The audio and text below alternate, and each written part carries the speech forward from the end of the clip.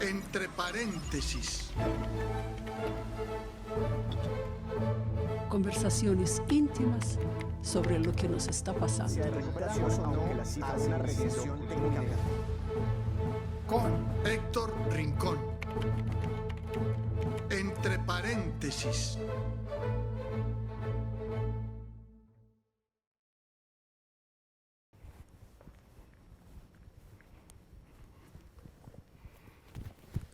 Hola, bienvenidos. Un saludo afectuoso, un saludo fraternal, un saludo confinado. Estamos en paréntesis, estamos casi inmóviles, rodeados de expectativas, rodeados de desconfianza, rodeados de incertidumbre, a veces, muy pocas veces de alegrías y generalmente de desconfianza en lo que sigue. Estamos entre paréntesis. Ese es el nombre de este programa, nacido por deseo y por gestión de las universidades de Antioquia y Nacional de Colombia y el grupo de cultura, de redes culturales del Banco de la República.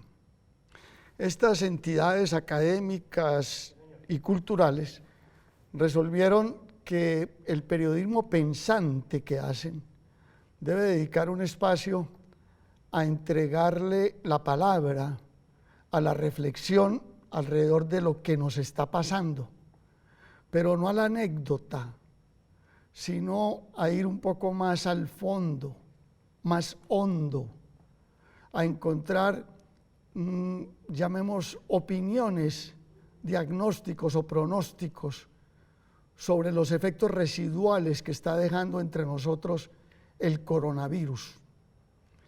Para ello, convocamos a 14 personas que viven en Colombia para hacer 7 programas y preguntarles y oírlos en estas conversaciones íntimas sobre lo que nos está pasando. La apertura es hoy y para hoy hemos convocado y tenemos el gusto de presentar y tener con nosotros a 2 figuras de la literatura colombiana. Yolanda Reyes es escritora, es educadora, es articulista, es columnista. Y desde hace muchos años Yolanda está dedicada a incentivar la lectura y la creación literaria entre los niños. Para eso fundó una corporación, una entidad que se llama Espantapájaros, y además es directora de una colección de libros infantiles de una empresa editorial colombiana. Yolanda además ha escrito muchísimos libros para niños y también ha hecho novelas para adultos, al menos 2 de ellas. Con Yolanda, pedagoga, estaremos. Y vamos a estar también con Darío Jaramillo Agudelo, poeta, ensayista, novelista, muy bueno novelista además.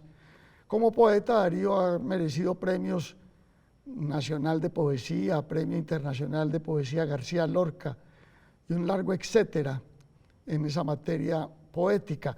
Y también Darío fue subgerente cultural del Banco de la República. Durante largos años hizo una amplia carrera en poner muchos escenarios del Banco de la República al servicio de la cultura en Colombia.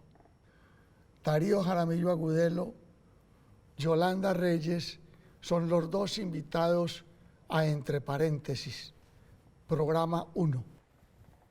Yolanda Reyes y Darío Jaramillo Agudelo, un gusto tenerlos en la apertura de este programa de Entre Paréntesis, para tener, como lo señala el eslogan, la mancheta del programa, conversaciones íntimas sobre lo que nos está pasando. Yolanda está en Santa Sofía, en Boyacá, y Darío en Bogotá, en su refugio, cada uno a su estilo, en su confinamiento. Y comencemos a hablar por ahí. Cuando comenzó todo esto, los primeros confinamientos fueron tomados por muchos como el comienzo de unas vacaciones jamás pensadas, nunca soñadas, y que se iba a tener entonces un tiempo para organizar la biblioteca, para terminar el poema, para decidir el destino de la novela, que había llegado pues por fin un tiempo sabático. Pero les pregunto si en este confinamiento, presionados por la perturbación externa, ustedes han encontrado, creen que ha habido espacio para la creación. En esta época de pandemia ha habido espacio para ser creativos. ¿Quién quiere comenzar? Yolanda. Bueno, muchas gracias. Muy contenta de estar con ustedes hoy aquí, Héctor. Muchas gracias con mi interlocutor de la vida, que es Darío Jaramillo. Yo lo adoro siempre. Lo que pasa es que, bueno, yo tengo dos caras. Entonces tengo una máscara que es la máscara de la persona que tiene un pequeño emprendimiento que es Espantapájaros, que siempre ha sido pequeño. Pero entre esa pequeñez tengo a mi cargo, pero en el momento en que empezó la pandemia, no sé, una gran nómina, una casa arrendada, un centenar de familias con niños pequeños. Entonces creo que yo nunca, durante mucho tiempo, al principio sobre todo, trabajé en cosas administrativas más que nunca y no digo en cosas administrativas, en una pesadilla administrativa total. Yo me despertaba todos los días pensando en toda la gente que estaba, digamos, sosteniendo en sentido literal, por un lado, y por otro lado pensando en que todo lo que habíamos construido se podía caer en pedazos. Entonces, al mismo tiempo hubo que migrar de una manera muy rápida a cosas que ya estaban en redes sociales, pero que había que fortalecer. Y ahí me di cuenta, por un lado, de que había una cantidad de contenido que fue salvador, porque una cosa es el continente, dónde van a ir estas cosas, pero otra es saber qué se quiere y todo. Entonces, digamos que en esa parte, que es mi cara exterior, mi cara de liderar un equipo en medio de las peores adversidades, sé que es redundante, peores adversidades, pero así fue muy difícil. Por otro lado, yo había estado justamente en este retiro una semana antes haciendo el prólogo del libro que ahora tengo que entregar, que hoy justamente tengo que entregar. Cuando yo cerré la puerta de mi casa el primer día pensé, bueno, voy a escribir maravillosamente, es que esto era el confinamiento soñado para escribir. Debo decir que durante los 6 primeros meses yo nunca pude escribir, creo que tampoco pude leer más cosas o cosas distintas a los correos, a las inmediateces de Twitter, al número de contagiados. Entonces, como esta pandemia se está haciendo, ya uno puede hablar de momentos dentro de la pandemia, ¿sí?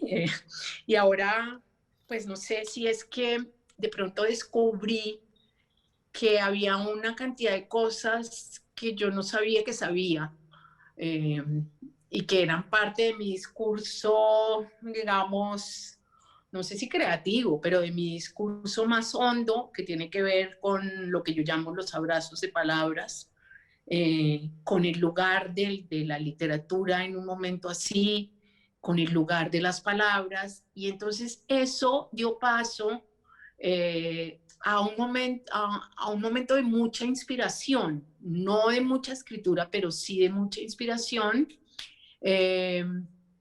porque empecé a hablar en estos espacios casi como Segismundo, en estos monólogos, y me empezó a gustar cuando terminaba un monólogo sentir que yo había dicho cosas que no sabía que sabía. Y por ahí va, digamos, esta deriva de, bueno, y ahora sí me toca entregar el libro. Entonces creo que todo eso que yo había armado en ese libro sigue estando, pero todo lo que yo había pensado es distintísimo, es igual pero es distinto, no sé cómo decirlo.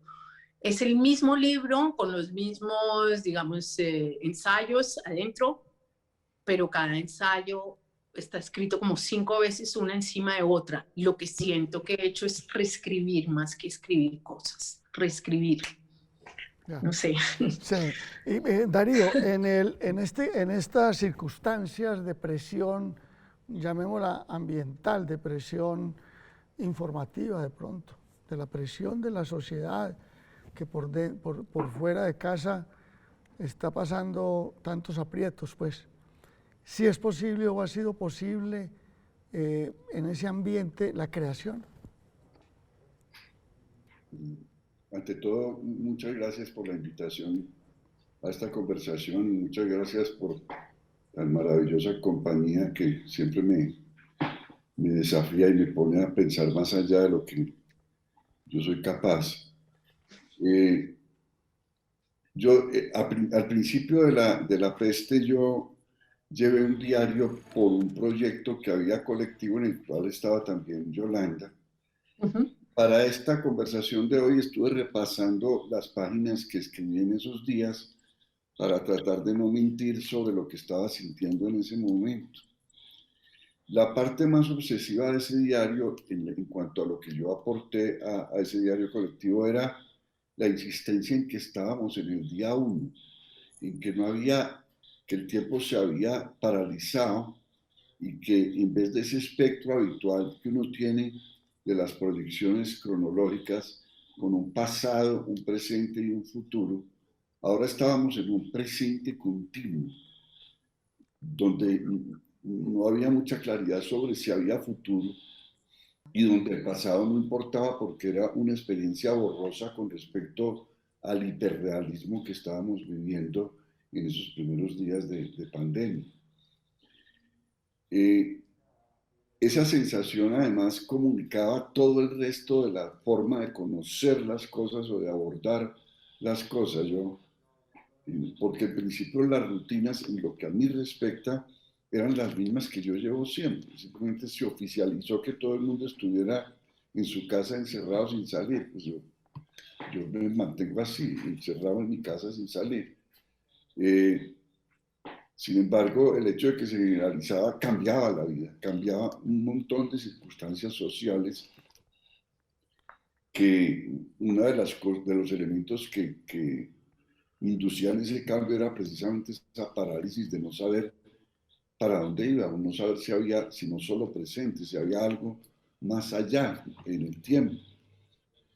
Muy al principio también, con respecto a tu pregunta concreta, Héctor, sobre la creatividad, encuentro en el diario un apunte sobre el hecho de que las grandes obras sobre pestes no se escribieron durante las pestes. En el caso del Decamerón, la peste fue en 1348, pero él se esperó un año para empezar la escritura del Decamerón. En el caso del diario de la peste de Daniel Defoe, resulta que la peste a la que se refiere fue la peste de Londres de 1665. En ese momento Defoe tenía 5 años. Él escribió el diario de la peste 40 o 50 años después. En el caso de El amor en los tiempos del cólera, García Márquez nunca estuvo en una peste. A él le tocó inventarse la forma de llevar las pestes encerrados en cuarentena entre un barco, pero él nunca lo vivió. En fin, las obras importantes, bueno, tampoco Camus vivió la peste y escribió una novela que se llama La peste. Entonces yo no tenía desde el principio muchos augurios sobre mi creatividad, pero sí tenía mucha tranquilidad sobre mis rutinas personales.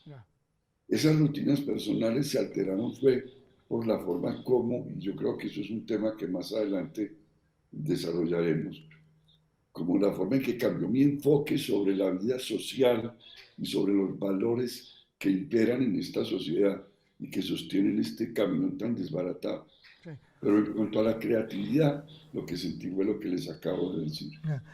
Yolanda, voy a regresar contigo porque quiero precisar, tú como conversadora con los niños, como, como persona que incentiva la creación de los niños, su forma de leer y su forma de formarse en el campo literario.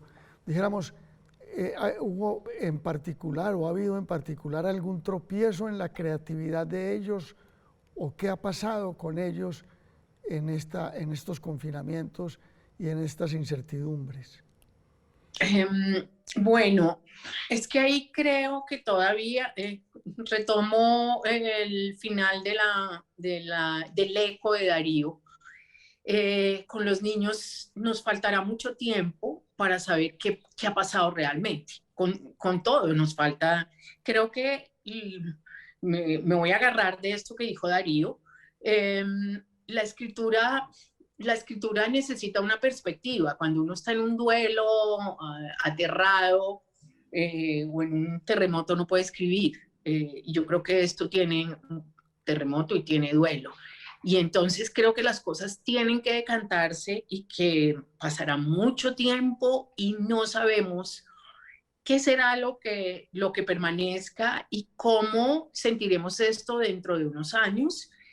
Y si ustedes, si pensamos eso como adultos, pues yo no me quiero imaginar, y es algo que realmente me da muchas vueltas en la cabeza, qué recordarán estos niños y estas niñas de este tiempo de confinamiento. Yo trabajo con niños que tienen 3 años, 2 años, 5 años o 10, pero digamos que en el jardín infantil, ¿qué puede recordar un niño? Y después, y antes de eso, y bueno, hemos tenido distintos momentos de confinamiento extremo, que ustedes vieron, pues que todos saben, pero piensen en niños de 3 años frente a una pantalla de un celular tomando una clase.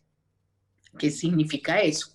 Después de que habíamos dicho que los niños de 3 años no deben estar cerca de las pantallas, y de pronto nos encontramos con que la pantalla es el único lugar posible de un encuentro, el único lugar en el que se pueden hacer vínculos o retomar vínculos o darles a sus niños noticias de unos vínculos y de una vida pasada. Entonces hay que abjurar de todo lo que pensamos y empezar a proponer cosas. ¿Y cómo se proponen? Sé que no te estoy contestando porque no tengo respuesta. Y esa ha sido una de los desafíos más grandes de este tiempo, es descubrir que las respuestas que teníamos no funcionan para las nuevas preguntas, que hay que repreguntarse todo y que quizás haya cosas que funcionen, pero hay que darles la vuelta. Entonces eso, por ejemplo, pensar que las pantallas son perjudiciales y después empezar a pensar cómo es una clase enfrente de una pantalla, qué le proponemos a un niño para que toque, pruebe y haga.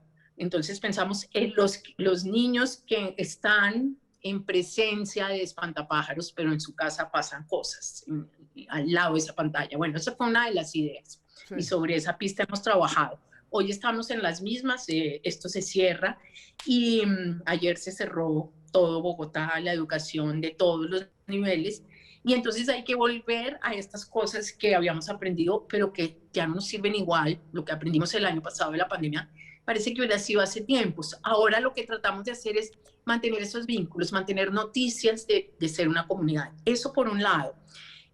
Pero por otro lado, había un tiempo de ir y de vernos. Es un tiempo de una felicidad infinita, impresionante.